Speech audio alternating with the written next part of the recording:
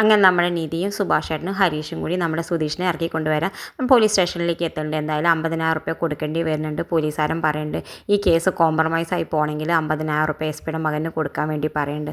ആ സമയത്ത് നമ്മുടെ സുഭാഷ് ചേട്ടൻ എന്തായാലും കൊടുക്കാൻ തീരുമാനിക്കുന്നത്. സുധീഷ് ആണെങ്കിൽ വല്ലാത്ത ദേഷ്യം വരുന്നുണ്ട്. വെറുതെ അയാൾക്ക് പൈസ കൊടുക്കുകയാണ്. കാരണം അവൻ്റെ ഭാഗത്ത് ഒരു തെറ്റുമില്ല അവനറിയാം. അതുകൊണ്ട് എന്തായാലും അവന് ദേഷ്യം വന്നിട്ട് പുറത്തേക്ക് ഇറങ്ങുന്ന സമയത്ത് വല്ലാതെ പോലീസുകാരനോട് ദേഷ്യപ്പെട്ട് നോക്കുന്നുണ്ട്. ആ സമയത്ത് പോലീസുകാരന് ദേഷ്യം വന്നിട്ട് പോലീസുകാർ ഒരു അടിയൊക്കെ കൊടുക്കുന്നുണ്ട്. എന്തായാലും അവൻ്റെ ലൈസൻസ് ഒരു മാസത്തേക്ക് അവിടെ വാങ്ങിയും വെക്കുന്നുണ്ട്. ഇതൊക്കെ കാണുമ്പോൾ നമ്മുടെ നിധിയുടെ മുന്നിൽ അവന് ഒരുപാട് അപമാനമായതുകൊണ്ട് അവന് സഹിക്കാൻ പറ്റാത്ത വീട്ടിലേക്ക് ഇറങ്ങി പോരുന്നുണ്ട്. എന്തായാലും സുഭാഷ് ചേട്ടൻ പറഞ്ഞിട്ട് നീ ഇപ്പോൾ ഒന്നും മുണ്ടണ്ട പോരെന്ന് പറഞ്ഞിട്ട് അപ്പം മുണ്ടാതെ അവൻ പോകുന്നുണ്ട്.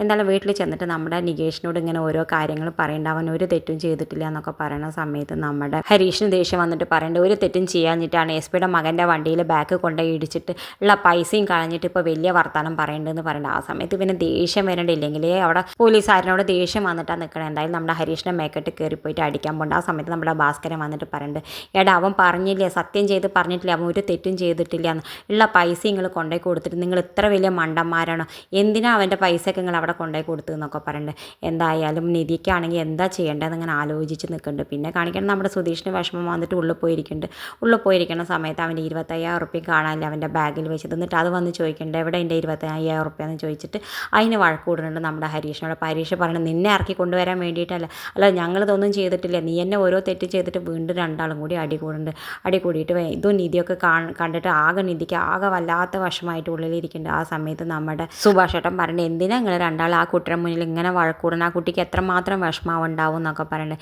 എന്തായാലും ഇതൊക്കെ കേൾക്കുമ്പോൾ നമ്മുടെ സുധീഷ് എന്തായാലും ഹരീഷിനോട് കോംപ്രമൈസ് ആവാൻ പോകുന്നുണ്ട്.